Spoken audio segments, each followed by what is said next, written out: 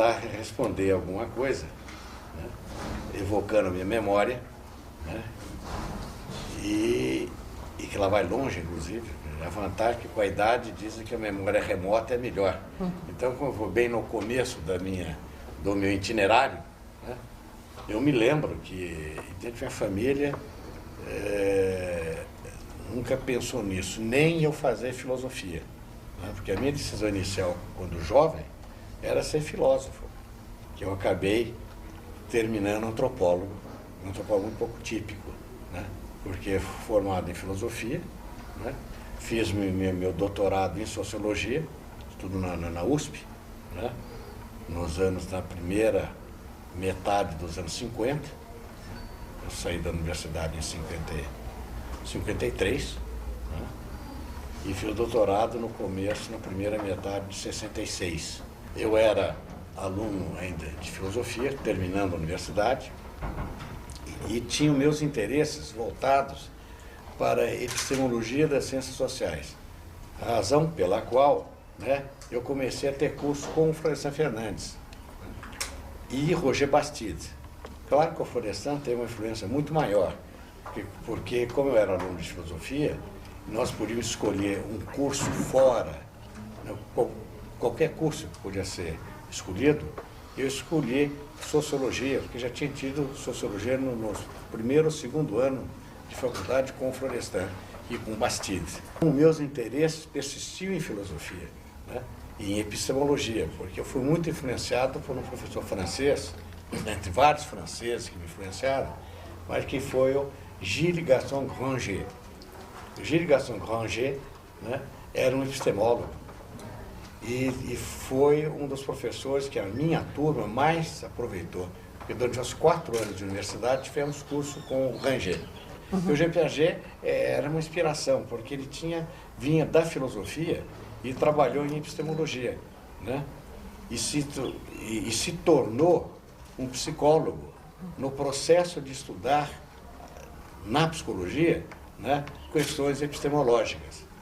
Então, mostrava muito assim, para nós como era interessante trabalhar em epistemologia, mas tomando uma disciplina específica. Janotte escolheu matemática, né? Rodolfo Aze, psicologia, né? Eu escolhi sociologia e, de modo geral, ciências sociais, que era o meu interesse maior, né? Então, quando eu comecei a ter curso com o Florestan, né? E era um curso que eu era o único aluno, uma coisa impressionante, né? Para começar, eu devo dizer que nessa época os estudos eram realizados na antiga sede da Faculdade de Filosofia, na Rua Maria Antônia. Então, eu sou um sobrevivente da Maria Antônia, antes da Faculdade de Filosofia mudar-se para o campus universitário, né?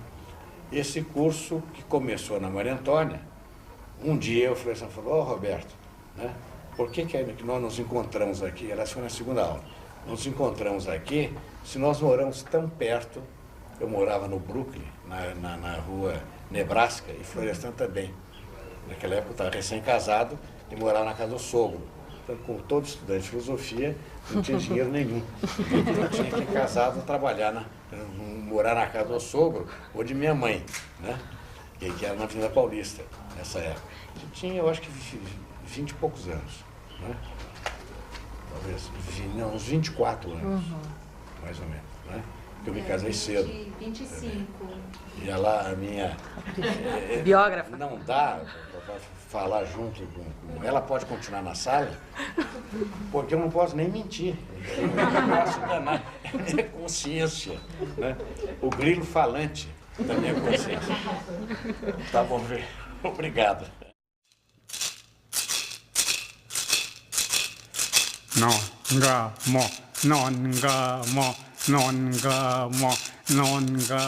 E eu morava na casa do meu sogro, que era no começo da Rua Nebraska, no Brooklyn, em São Paulo, né? E Florestan lá no fim.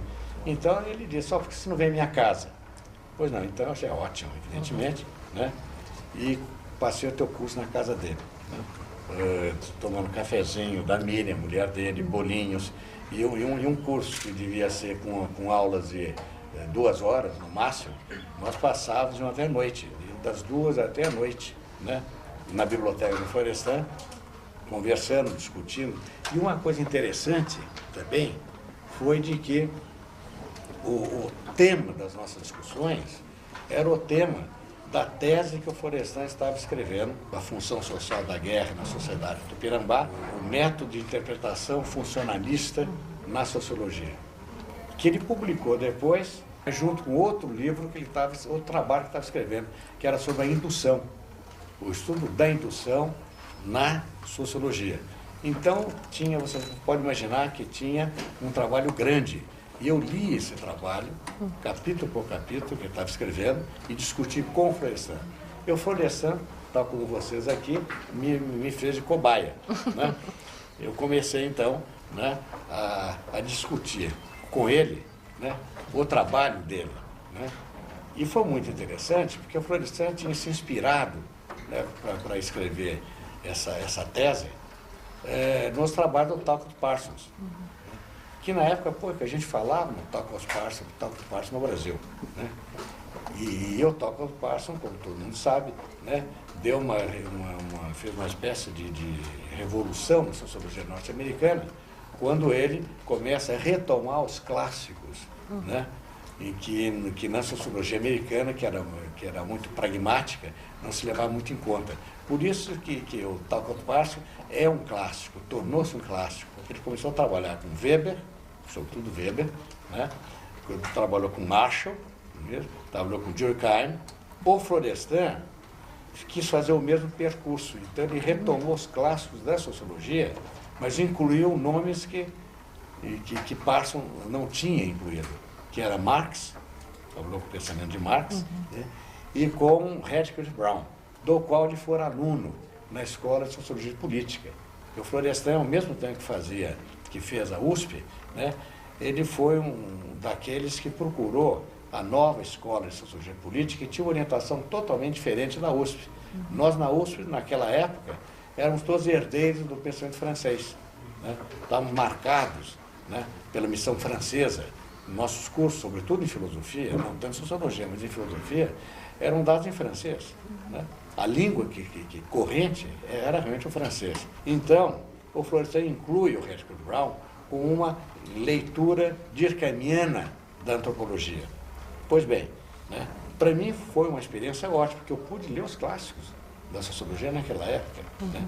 Inclusive Marx, que eu lia, né, dentro de uma visão muito política. Eu era muito esquerda naquela época. Né? E discutia muito com o Florestan, achando que ele interpretava mal Marx. Sabe, o jovem é sempre, né? Eu não era arrogante, porque eu respeitava muito o Florestan, mas eu tinha uma visão muito mais ideológica, apesar de eu me interessar muito por Marx, mas não o Marx do Capital. Muito interessante, né? O jovem Marx, o Marx filósofo, o Marx da ideologia alemã, né? O Marx da questão judaica, que nós vimos francês, la questão juif, né? E com todos os outros trabalhos dos manuscritos, né, marxistas, que só muito depois, né, que foram editados em português, mas nós líamos na coleção Monitor em francês.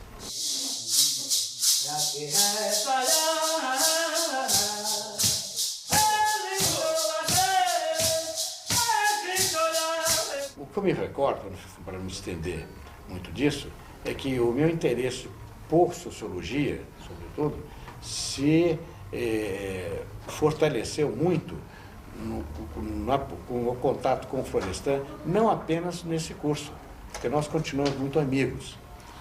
E se eu já tinha dado uma guinada, comecei a dar uma guinada, eu digo, da filosofia para a sociologia, mas ainda me pensando filósofo e querendo trabalhar em epistemologia da sociologia ou das ciências humanas, tive que dar uma guinada muito mais radical quando, no último ano de universidade, né, eu fui convidado por um amigo comum meu, de Darcy Ribeiro, a ouvir uma palestra do Darcy na Biblioteca Municipal de São Paulo. Ainda não era a Biblioteca Mário de Andrade, não tinha esse nome. Né? Eu fui ouvir o jovem Darcy. Era um negócio incrível. Vocês não podem imaginar o que era aquele homem pequenininho, né? Extremamente brilhante, e falando sobre índios, porque que eu só conhecia índios através do quê? Dos trabalhos do Florestan, né? Que eram os Tupinambá, índios que já eram extintos, né? Desapareceram no século XVI e XVII. Né? E Florestan escreveu sobre eles usando os cronistas, quinhentistas e seiscentistas. Então, ouvindo o Darcy, dei uns palpites, que ele terminou, botou em discussão, e eu fiz umas perguntas, né? Que surpreendentemente Darcy achou inteligentíssimas. Né? Eu até me surpreendi quando ele pede a um amigo comum que me levou lá, Og, né? Que era um economista, né? Og Leme, né? Ele que me desse o meu telefone, que ele queria falar comigo. E aí o Darcy me convida para, quando terminar a universidade, ir trabalhar com ele no Museu do Índio, do Serviço de Proteção aos Índios. Eu levei um susto, não estava no meu esquema de trabalhar em etnologia, que ainda estava mais distante, mas acontece que naquela época, né, eu trabalhava em jornal, eu estudava na universidade, né, e trabalhava nos diários associados, né, na Rua 7 de Abril. Né. Então, eu achei, se eu continuar nos diários, eu vou ficar um jornalista. E o meu interesse é trabalhar em filosofia e na universidade. Mas naquela época havia, eu, por posições políticas, não tinha muita chance de entrar na universidade. Né? Então, quando o Darcy me convida, né, eu disse, bom, Darcy, mas eu não conheço nada de etnologia, meu contato com índio é de índio que já morreu, né? Eu não tenho treinamento em etnologia. Então ele fez uma proposta muito interessante. Não, Roberto, você vem aqui, você tem um contato de 1 ano, você vem para estudar, para ler. Você vai ser pago para ler no museu. Pois é, né? Mas eu sou mais responsável que o Darcy. Porque eu nasci, não fui fundado. Aquele negócio. Mas o Darcy era fantástico nessa coisa.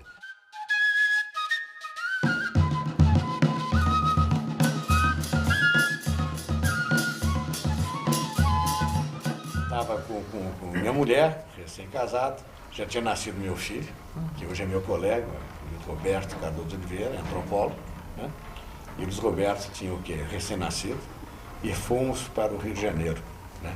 E eu comecei a trabalhar no Museu do Índio, que tinha sido recém-criado pelo Darcy, como uma instituição da seção de estudos, que estudava, né?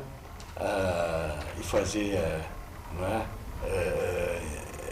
Pesquisas, pelo menos procurava fazer pesquisas para alimentar, né, na política pública e a política indigenista, né, alimentar essa política através de conhecimentos controlados por uma disciplina chamada antropologia. E vocês vejam bem, só a tradição do indigenismo brasileiro era uma tradição rondoniana, inspirada o quê? No positivismo. Então, naquela ideia kantiana da evolução. E o que era essa ideia, no fim de contas? E era a ideia rondoniana de que o destino dos índios era desaparecer. Né? Como? Desaparecer porque no esquema kantiano havia a selvageria, né? A barbárie e a civilização. Evidentemente que os índios estavam na selvageria, deviam ter a chance de passar para a barbárie, que era como camponeses. Mesma coisa aconteceu no México, interessante, no indigenismo mexicano, né? E depois se civilizarem. Então, essa ideia do Rondon, que era uma ideia quase religiosa. A ideia do museu era muito interessante. O Darcy tinha pensado um museu contra o preconceito racial. Né? Então, nós recebíamos escolas, e eu fazia isso todo dia. As escolas vinham com professores. Antes da visita ao museu, nós pedíamos às professoras que pedissem aos alunos que escrevessem sobre o índio. E depois do museu, da passagem deles pelo museu, nós pedíamos aos professores fazer uma outra prova, para a gente ver a mudança, né, de concepção do índio que eles passariam a ter depois da visita, para a gente avaliar. Eu acabei fazendo isso na minha pesquisa terrena depois, que eu fui fazer, né, pedindo, aí sim, falando sobre índio depois com os alunos de Duque Estrada, uma pequena uma estação de trem, a 8 quilômetros da reserva indígena Terena, fazendo a mesma coisa para ver uma ideia como os índios estão na escola, e os não índios também, pensavam índio. É interessante que na primeira trabalho, seja no Rio, ou seja com os meus Terena, né, já em 1955, né, a ideia do índio era uma ideia que nada tinha a ver com o índio brasileiro.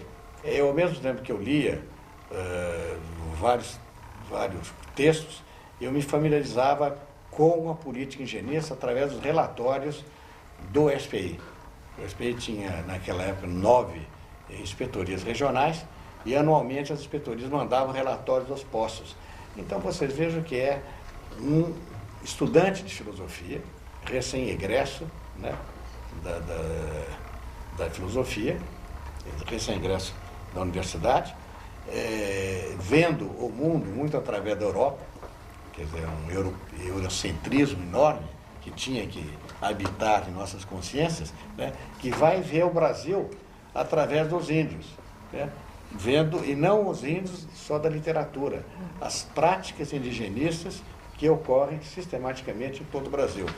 Então isso foi, na minha formação, muito interessante e marcou muito a minha própria antropologia, por isso que eu tenho sempre uma visão, que eu diria, muito comprometida com uma certa ética em relação ao estudo dessas populações, quer dizer, um certo compromisso político, evidentemente, né, e com o destino dessas populações e com o interesse de estudar tanto o índio quanto o Brasil. Eu sempre usei, outro dia mesmo acho que eu usei essa expressão, eu tenho escrito até, algumas vezes eu falei nisso, que eu estava interessado em descobrir, iluminar a face escura da Lua, que era exatamente a face das relações entre índios e brancos no Brasil. Esse período que foi só de estudo, segundo o Darcy, se tornou mais um trabalho enorme. Andei substituindo o Darcy, porque o Darcy não parava, ele sempre agitadíssimo, né? E eu fiquei, né, com pouca experiência como quase subdiretor do Museu do Índio. Então eu tinha um trabalho administrativo muito grande, né? E de um ano, passei para 2 anos, né? E fiquei, no fundo, 4 anos, né, no Serviço para os Estados Unidos.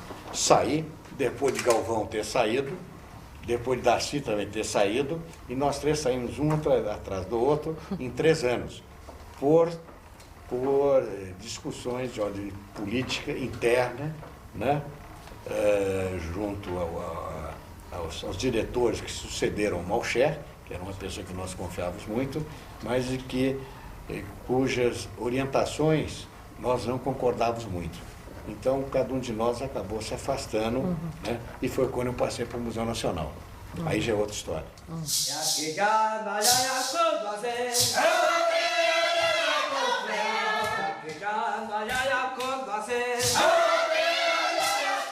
A minha guinada, né, a escolha, não foi uma proposta pensada. Foi algo que realmente aconteceu inesperadamente, né? O que mostra que nas carreiras, né, você tem que estar aberto às possibilidades. Se você assume, não, eu quero ser isso, às vezes consegue, mas às vezes a pessoa acaba, né, porque você não se controla o futuro, ainda que a gente lute por ele. A vocação mesmo, que hoje ainda eu considero, porque hoje eu sempre retorno, ainda é filosofia. Né? Eu sou alguém que está na antropologia, né? Porque gosta também, evidentemente, porque os temas antropológicos, né, me atraem, simplesmente porque eles me convidam à investigação empírica. Né? Quer dizer, o filósofo trabalha no reino dos conceitos. Né? E com a minha experiência na antropologia, né, isso sim, eu aprendi que trabalhar só no reino dos conceitos, né, não era suficiente, quer dizer, você tinha, vamos dizer, botar um pouco o pé na terra. Eu não quero dizer que os filósofos não ponham o pé na terra, mas quando eles põem o pé na terra, não tem os instrumentos da pesquisa empírica. Então trabalham, né, o tipo de trabalho é muito diferente, né, do que a antropologia faz. Então quer dizer que hoje eu me acho confortavelmente instalado na minha disciplina, mas eu acho que a presença da formação em filosofia, para mim, ela fala ainda muito. Né? E não foi por outra razão, isso é interessante, que eu escrevi aquele livrinho sobre Lev-Brill, Razão e Afetividade. Né? Porque, não sei se você sabe, Lev-Brill, esse francês, né, que foi contemporâneo de Durkheim, era 2 anos mais velho de Durkheim, né, e era um professor de filosofia, aliás, um excelente professor de filosofia, né, se interessava pelas questões de moral, né, mas sentiu que o tratamento da questão moral e da questão ética, né, pela via somente da filosofia, não respondia uma série de questões, e ele então procurou dar a própria guinada da filosofia para a sociologia na época, né? Então, a tese de Levi-Brieux é sobre a responsabilité, é sobre a responsabilidade, que é uma questão ética. Nessa guinada que ele dá, ele vai se preocupar em estudo, né, da moral e a ciência dos costumes. La morale et les sciences du mœurs, que é o livro dele, que ele dá essa guinada, quer dizer, já estudando a moral com a ciência dos costumes. Então, com uma preocupação empírica. E ele vai estudar, depois, escreve 6 livros, né, nas diferentes fases dele, sobre sociedades ágrafas, né, sociedades sem escrita, né? Claro que ele trabalha com a literatura disponível assim, na época. Mas é muito interessante, que eu mostro nesse meu livro, Razão e Afetividade, de que os temas pelos quais Levi-Brieux é atraído continuam a ser temas filosóficos, mas que ele, né, insere esses temas, né, numa tradição de investigação empírica indutiva, né? Então vocês vejam que a própria escolha assim, de Levi-Brieux foi um pouco eu tentar repensar a minha guinada na época, né, como tendo algo. E quando eu faço a minha primeira pesquisa, que é com os índios Terena, eu parto de uma pergunta feita pelo Darcy, né? Quer dizer, ele era o meu mentor na época, então ele perguntou a mim: Roberto, você podia fazer uma pesquisa para elucidar essa questão, porque os índios, né, apesar de mudarem muito a sua cultura, continuam índios. Isso é uma questão interessante. E ele fala nos Terena, que ele tinha conhecido de passagem quando ele estudou Oscar Wilde. O Darcy escreveu, a sua primeira pesquisa de campo foi com Oscar Wilde, que escreveu, né, Religião e Mitologia de Wilde. Uma monografia, quase ninguém fala hoje nisso, era uma boa monografia, muito funcionalista, porque era o paradigma da época, né? Mas eu, Darcy, tendo conhecido os Terena, e viu neles, né, como fossem praticamente camponeses.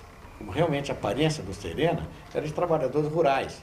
Ainda que você, depois eu vi isso, com uma familiaridade com eles, você bastava olhar pela postura de corpo, né, porque eu diria que interessa a vocês o discurso imagético, né, que é fundamental, também, a postura de corpo do Terena você já distinguia se era Terena ou não era Terena. Eu passei a distinguir algumas semanas, um mês depois de estar no campo. Mas o que eu quero mostrar é que esse codimento de uma luta contra o preconceito, eu logo encontrei no Museu do Índio. Quer dizer, o índio é o outro. E a antropologia sempre estuda o outro. Não só o índio, que é um outro mais distante, digamos, mas torna o próximo outro para poder estudá-lo. O que nós chamamos é tornar o familiar exótico, para você questionar. Se você não questiona, você não investiga. Então você tem que transcender a familiaridade, né, mesmo daquelas populações mais próximas, como são populações urbanas, que a antropologia trabalha também hoje.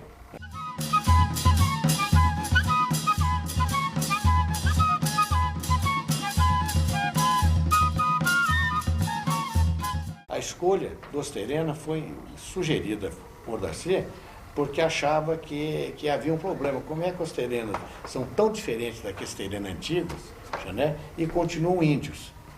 Bom, era uma questão, né, que já desafiava as propostas antigas, inclusive do próprio Rondon e outros, que o índio estava sujeito a desaparecer, né? Mas se a identidade permanece, apesar da mudança da cultura, onde está o desaparecimento? Né? Só pode ser um desaparecimento por morte. E realmente havia epidemias que ceifavam as populações, e nós estudávamos isso também comparativamente no Brasil, né? Mas havia grupos que tinham sobrevivido aos primeiros impactos, que eram muito numerosos, e estavam começando, pelo menos, a estabilizar. E os terenos eram realmente esses índios. Daí, então, a minha pesquisa terena, comecei a pesquisa em 55, né? E em 58 eu tinha terminado o livro, que foi editado em 60, né? O processo de assimilação do Serena.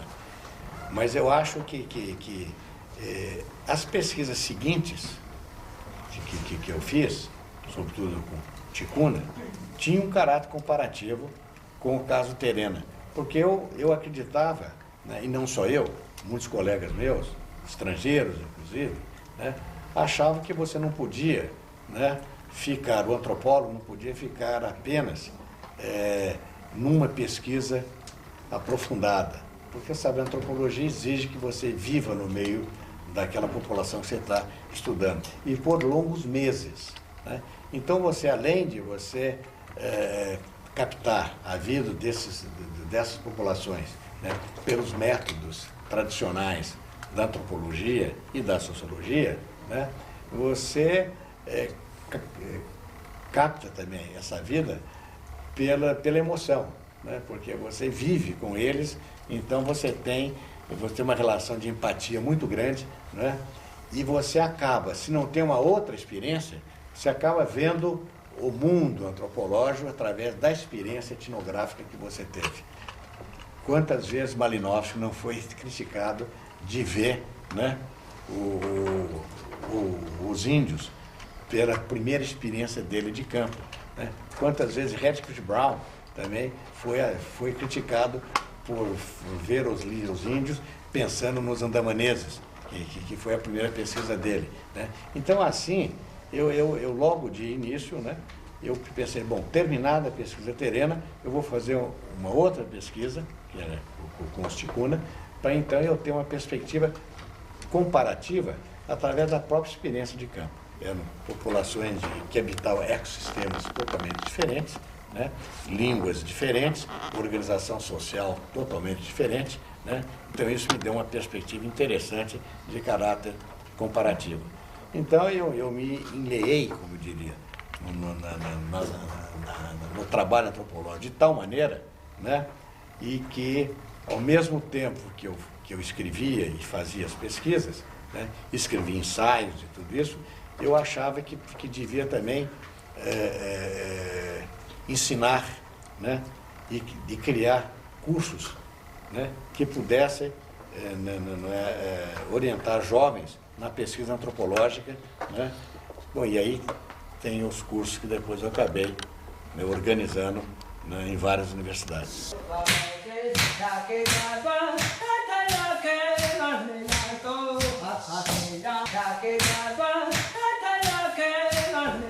Eu aprecio muito a sua pergunta e agradeço os elogios ao livro, porque é um livro recente, né? Foi publicado em 2002, né? E não tenho recebido muitos ecos, né? A não ser assim de amigos, né, que têm lido tudo isso, né? Mas tive ecos interessantíssimos, daí eu não posso ser injusto. Índios, os Ticuna e os Terena, que são retratados nesses diários, né, receberam por terceiros, alunos meus ou colegas meus que foram na área terena e área ticuna, levando esse livro, e começaram a ir pedidos desse livro, e acontece que eu tenho fotografias que me mostram tanto os ticuna como os terena nas escolas das aldeias com o livro, né, e lendo para os índios. Então, um dos meus interesses, e eu digo isso no prefácio, que era conseguir, né, um contato com os índios, mas como leitores, né, também, né, dado o fato de, atualmente, né, a alfabetização é muito alta entre índios. Curioso é que, quando eu fiz essas pesquisas, o índice de analfabetismo era enorme, né? Tal como as culturas eram ágrafas, os grupos, as pessoas de carne e osso continuavam ágrafas também, né? Mas com o desenvolvimento de escolas, né, esses índios passaram realmente a ler, né? E primeiro as novas gerações, né? E talvez alguns mais velhos, mas os jovens todos leem. Tem alguns que fazem universidades, tudo isso. Então, o domínio da linguagem é fantástico entre os índios. Então eu achei que seria interessante de que eles lessem o meu diário, né? E por isso que eu decidi publicar. Esse foi o primeiro motivo de publicar diário. Porque eu não sou muito favorável a publicar diário, porque o diário é uma coisa um pouco íntima, que você faz na aventura da pesquisa, né? Então eu achava que diário você usa para você depois escrever os seus textos, né, as suas monografias, né, acadêmicas, sobre isso.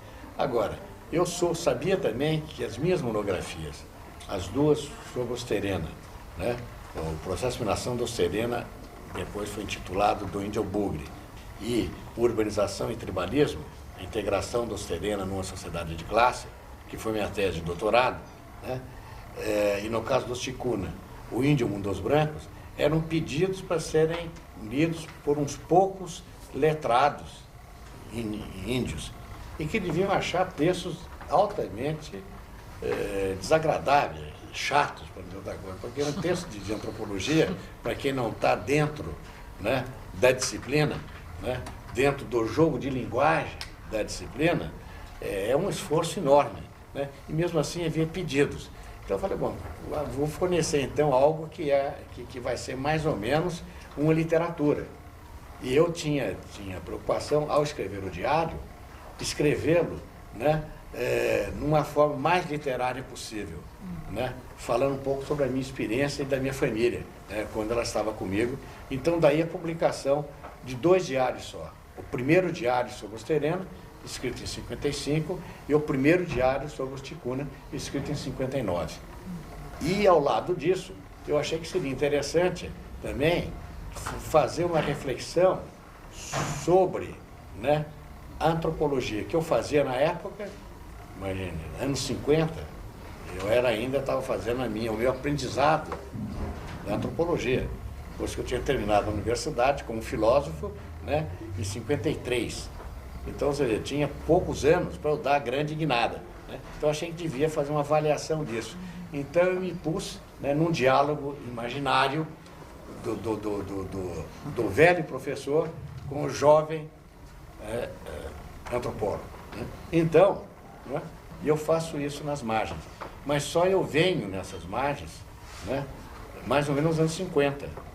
Raramente eu vou além. Então, quando você me coloca agora questões como muito mais recentes do meu itinerário, né, incluindo autores, né, como hermeneutas, para dar conta um pouco da influência da hermenêutica na construção do paradigma interpretativo da antropologia chamada pós-moderna, que eu acho um nome infeliz, pós-moderno, mas de qualquer maneira é um nome que foi usado nos Estados Unidos, né, mas isso eu fiz muito depois, né, mas evidentemente que ao escrever essas margens, né, a visão hermenêutica estava presente, né, e provavelmente eu faço alguma alusão a isso.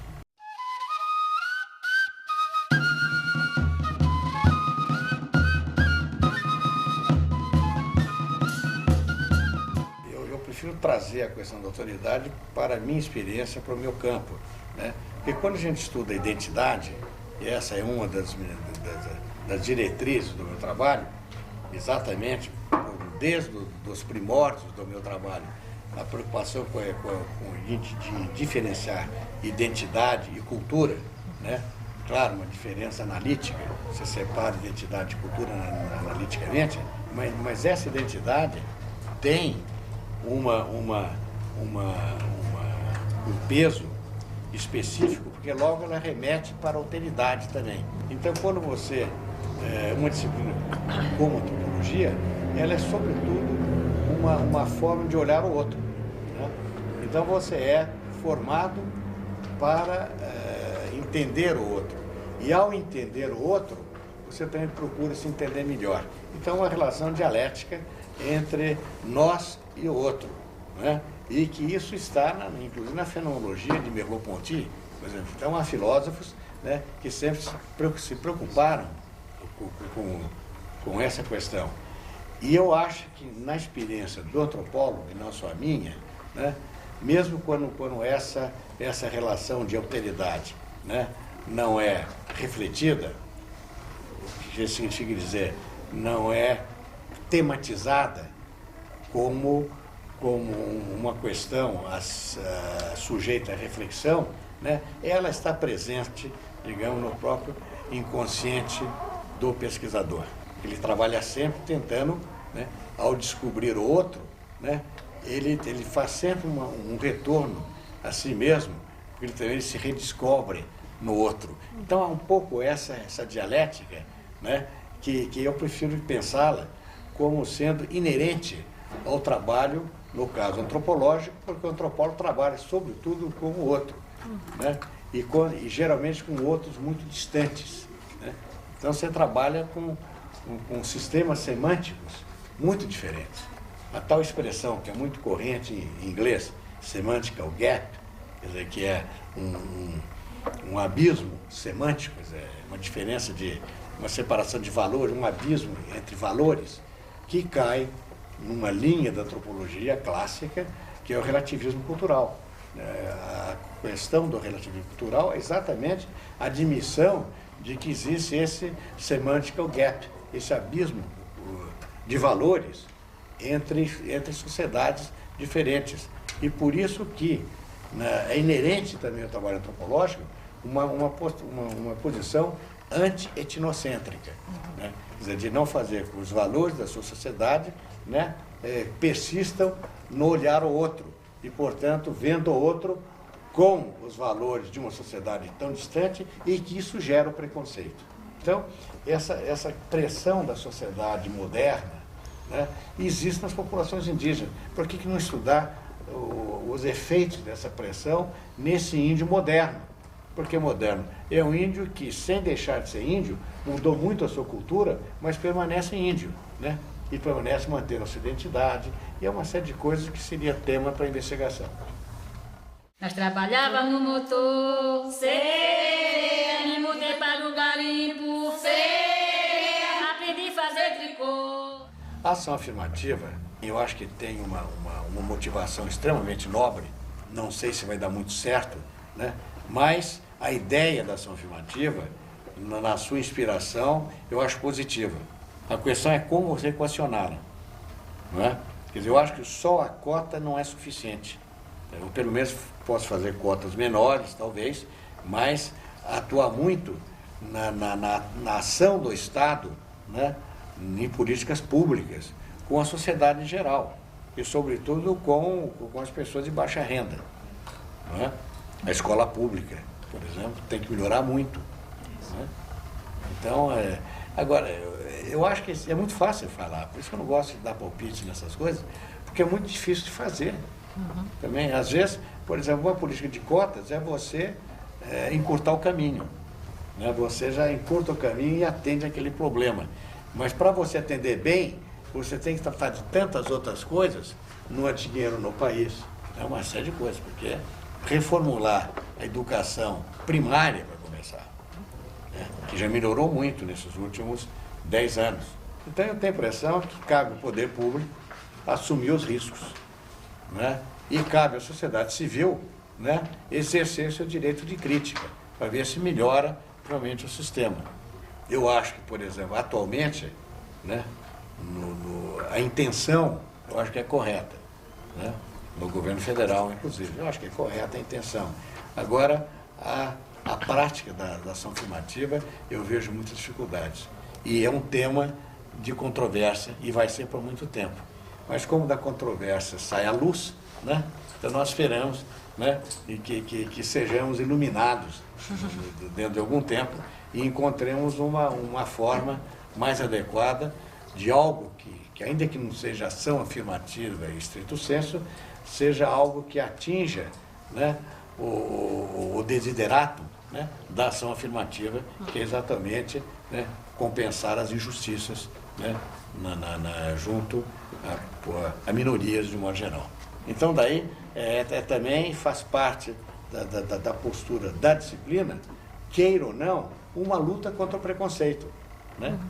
Porque senão não há condições de possibilidade essa é uma expressão muito cara ao filósofo, né? Condições e possibilidade de entender o outro se você não faz essa ginástica intelectual, né? Bom, então a alteridade se coloca um pouco, a meu ver, como codimento do trabalho antropológico, né? Mesmo que você não esteja trabalhando com identidade, né? Mas essa relação está presente no próprio exercício etnográfico.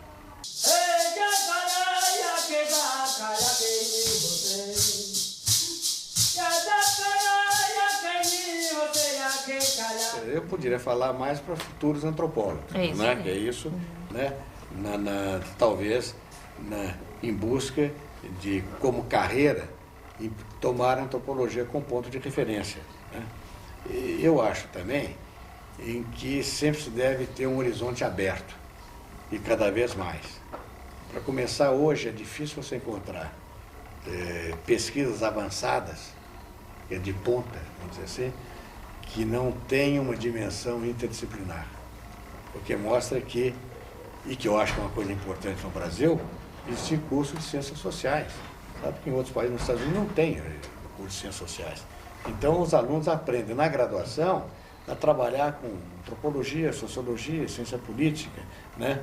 E abrir um pouco o leque de possibilidades para investigar o social. Há um sociólogo inglês que eu gosto muito, Giddens, né? Que fala, inclusive, sobre, que se orienta muito por uma visão hermenêutica também, né? Mas ele diz muito que o que existe é uma teoria do social, que é a própria noção de ciências sociais, porque se no Brasil ela é restrita à sociologia, antropologia e ciência política, em outros lugares ela se amplia mais para outras disciplinas. Então, há uma dinâmica nessa própria classificação, e que eu acho que nós devemos estar abertos para isso, né? Então, quem faz uma graduação em ciências sociais tem a possibilidade de escolher várias coisas, né? Se persistir na antropologia, eu acho que há um caminho muito rico, né? E sobretudo hoje, né? Então, se na minha época você não tinha lugar para trabalhar em antropologia, quando eu era jovem, você só tinha na universidade ou no SPI, ou etnólogo do SPI, ou professor universitário.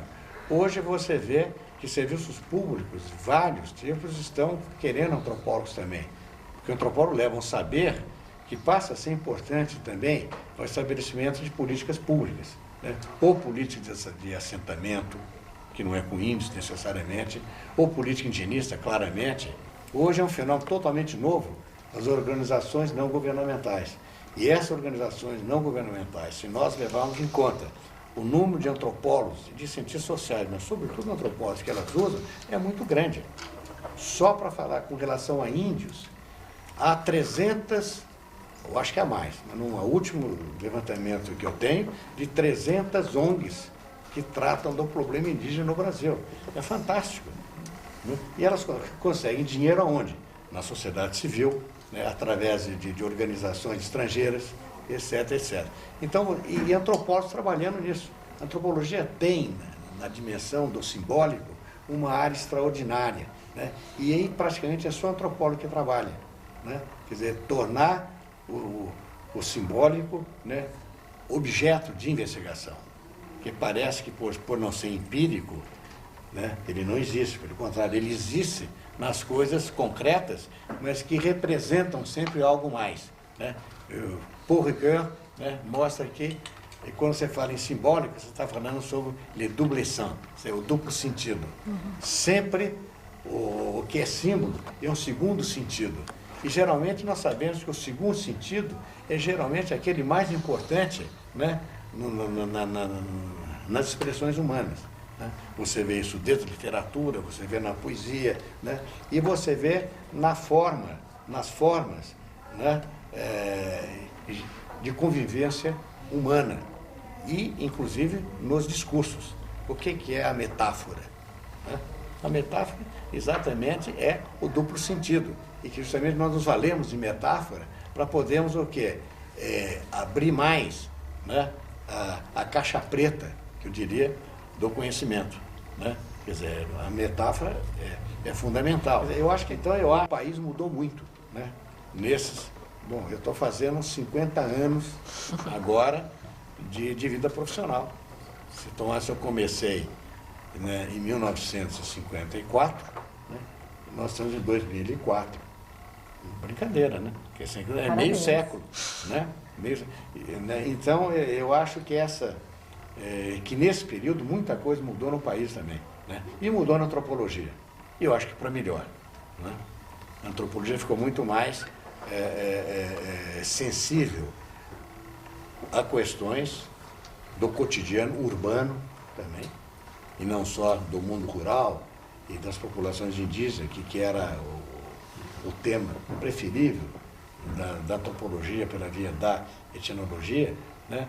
mas que hoje elas tendo se modernizado bastante, né? Eu acho que ela oferece um espaço muito mais amplo e diversificado de utilização na prática da disciplina entre nós.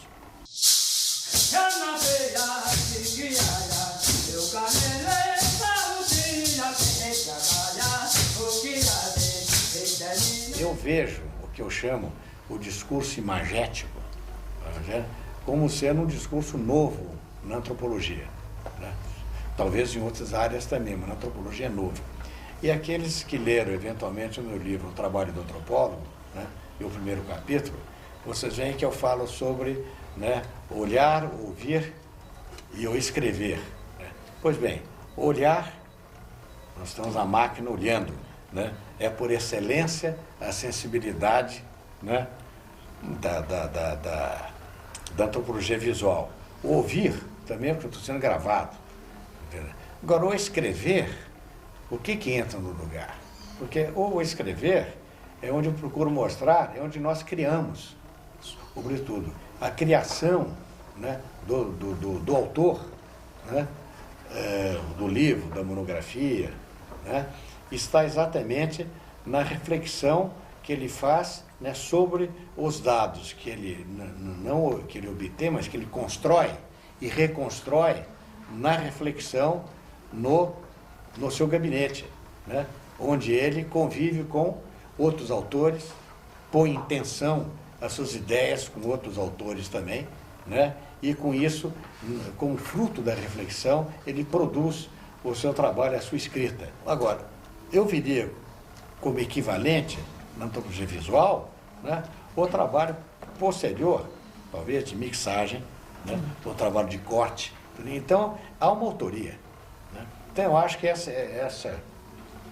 autoria é da mesma escala do escrever no trabalho antropológico.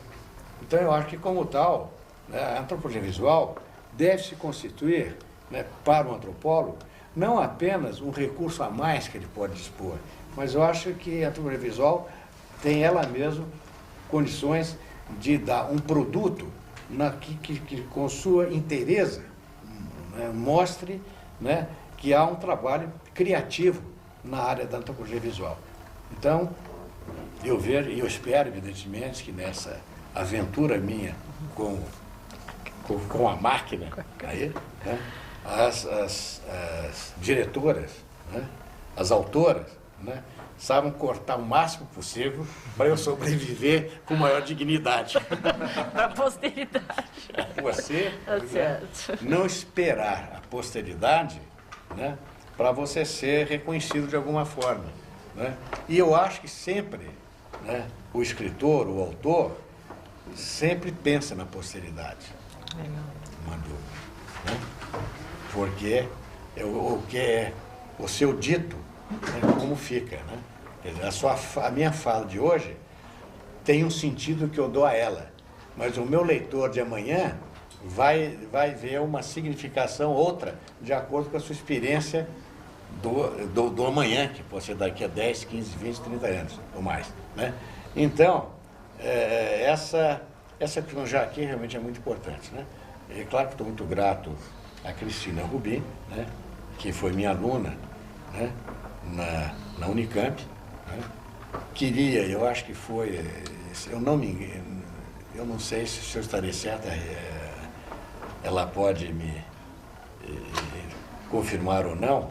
Eu tenho a impressão que o primeiro interesse dela em fazer a sua tese, eu acho que, não sei se era sobre mim ou qualquer coisa, eu acho que era sobre mim, né? Eu tirei da cabeça dela, falei, não faz tese sobre mim, não, né? Seria melhor você fazer uma tese sobre a antropologia, né? Então, claro que eu estou grato a Cristina, vou agradecer amanhã formalmente na minha fala, no grand finale, como disse que é a última fala que vai ser amanhã, né? Eu vou ter o prazer de agradecer. Hoje a instalação, né? O cerimonial. É isso aí.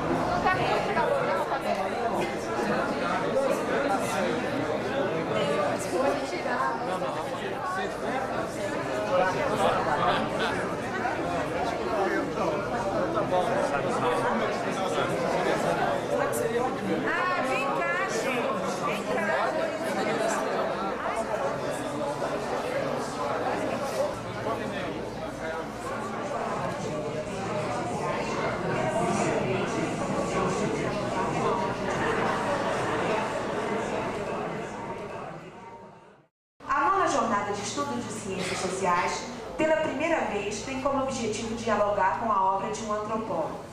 O professor Roberto Cardoso de Oliveira, autor fundamental na construção institucional da antropologia brasileira, é responsável pela formação de várias gerações de antropólogos atuantes hoje em todos os cantos do Brasil e do exterior.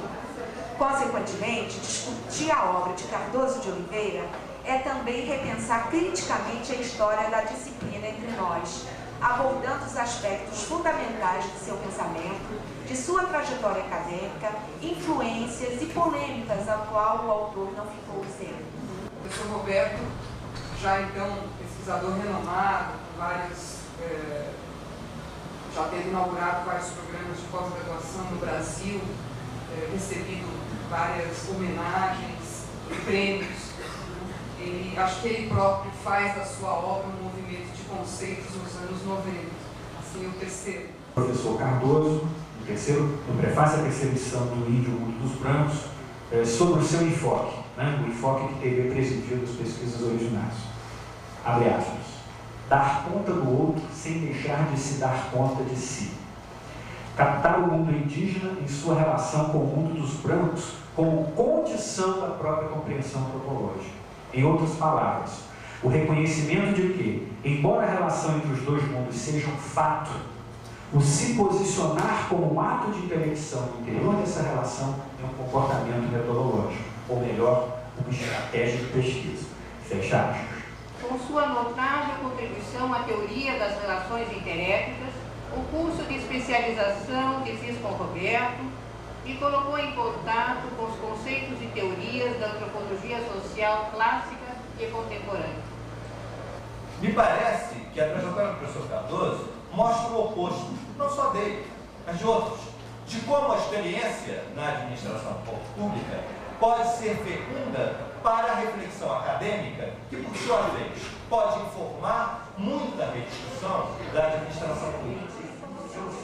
Se a experiência permitiu condenar, a diferença permitiu também pensar nas especificidades e, sobretudo, na identidade, esse conceito tão caro à nossa discussão na antropologia e na obra do professor Roberto Cardoso de Oliveira. Em 51, ele defende a sua tese de doutorado na função social da guerra, né, na cidade do Tupinambá, e com essa tese, né, o Florestan ele mostrou, né, para todos, né, a sua enorme competência como escola, né, e do papel que o professor Roberto vai ter justamente nesse contato com a antropologia latino-americana, particularmente com o México, onde ele vai trabalhar, dar aula anualmente. Ele contava aqui ontem, para quem não estava, de que ele tinha que pedir autorização para o DOPS para viajar todo ano para o México, e era bastante difícil durante a ditadura militar. e que era uma negociação hoje, que é muito fácil para a nossa geração de ir viajar para o exterior. Naquele momento, viajar para o exterior significava teria que ter uma autorização política para viajar. Ele diz o seguinte: de fato, seguia um padrão. Havia um hábito de sempre o antropólogo ilustrar o seu trabalho. Agora, como transformar a linguagem das fotos, a linguagem das imagens, numa linguagem etnográfica também? Porque até então era uma linguagem muito artística, entra muito como ilustração, às vezes inspiradas as fotos por princípios estéticos, entra como arte, portanto nem sempre como documentação. Evidentemente que não quero aqui generalizar, eu estou falando por mim.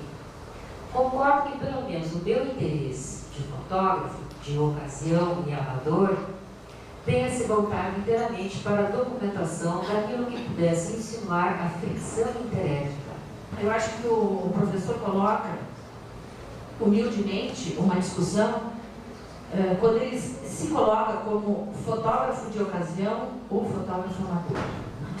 Eu acho que é uma humildade, e uma humildade pela seriedade do trabalho do professor, que obviamente para ele se colocar como um fotógrafo, um antropólogo visual, eu não duvido nem um pouco que o professor faria um esforço teórico e conceitual, do mesmo quilate que ele fez ao longo de toda a sua obra sobre a questão da etnologia e mesmo da questão da epistemologia ou do pensamento antropológico.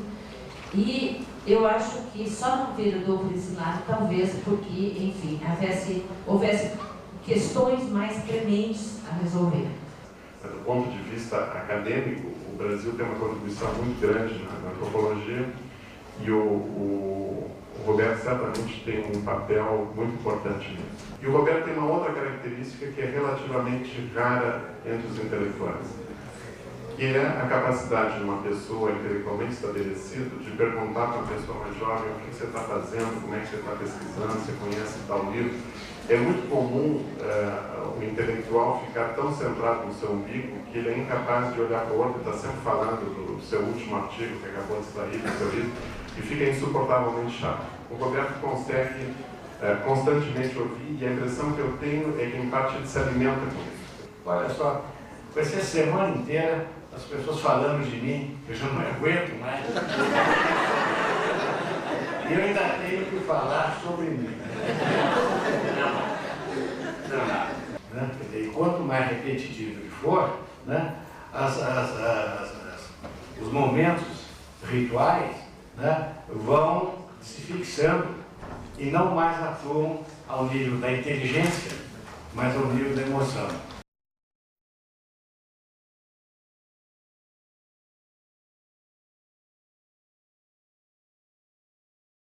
Professor Roberto Cardoso de Oliveira, nós em seguida vamos passar por uma sessão rápida de fotografia para a gente guardar uma lembrança, mas eu gostaria de dizer que cada cultura tem suas formas de agradecimento e na nossa certamente o beijo, o abraço é uma delas, mas para que nem todos lhe cansem, né, com suas manifestações e seus sentimentos, certamente a nossa cultura tem no aplauso uma forma muito carinhosa de lhe agradecer sobre a transmissão do seu saber.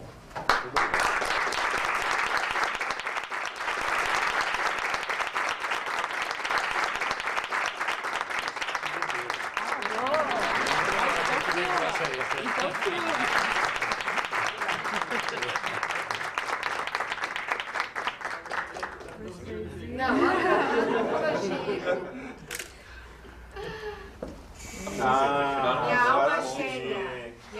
Ninguém é perfeito. A última cena na minha máquina que ela tem.